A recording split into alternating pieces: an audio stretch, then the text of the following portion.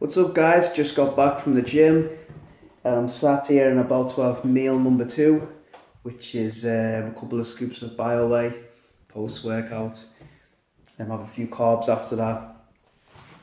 But I just wanted to talk a little bit about meal frequency. I made a blog post yesterday, which I discussed like a weekly food shop, and then talked again about why I tend to prefer a lower meal frequency, especially when working with clients.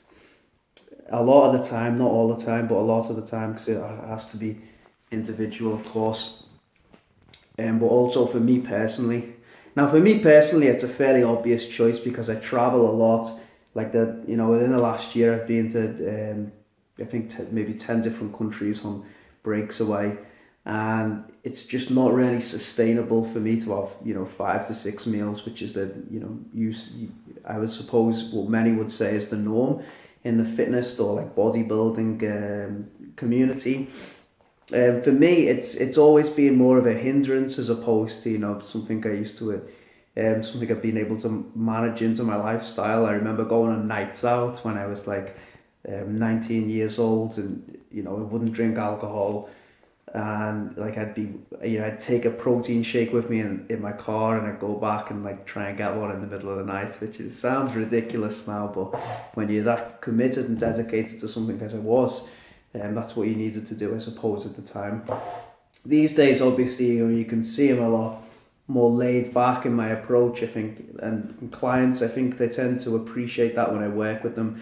I always make a big effort to sort of fit the nutritional side of things as well as the training around the lifestyle, because otherwise, there's no continuation, and they can't follow the guidelines after you finish working with them. So there's not really any point to give them something extreme that they can't follow in the long term, because they're just going to stop getting results as soon as they stop working with you. So let's get back to it. So lower meal frequency for me. Let me have a sip.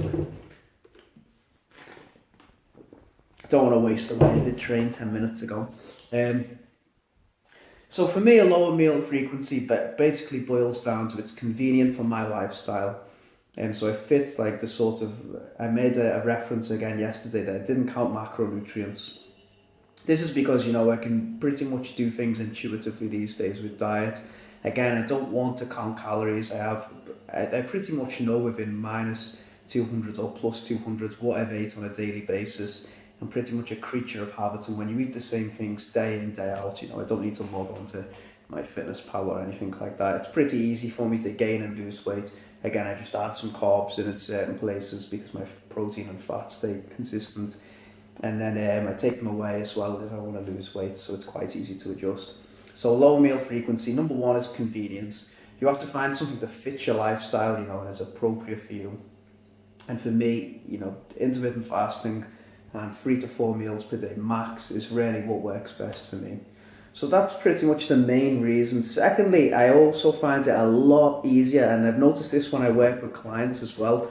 It's if you are counting calories, and you're trying to track things, a lower meal frequency for me is more ideal because there's less management that goes into it. And you have to remember, we're trying to balance out like work, life, social situations. And then, of course, on the weekends, you want to relax a little bit more in general as well when you break out of the routine. If you have a higher meal frequency, it becomes much more difficult to incorporate things like cheat meals and other like social things into the equation, just because that's the way it is really. If you have 400 to 500 calories in each meal, and then suddenly you want to go out for a pizza or something like that, then it's just not plausible to have 1,500 calories within that meal and then expect to reach a macro target. So a low meal frequency again helps me manage things, because I'm able to simply remove carbohydrates, usually from 1 or 2 meals, and then sort of insert them into the the meal where the social situation is or whatever. Just need to get rid of that strand of hair, it's pissing me off. So basically it's about convenience, it's about management. These two things are obviously the primal factors. But number three, what I know a lot of people are really concerned about is whether it's optimal. Is it optimal to build muscle? Is it optimal to lose fat?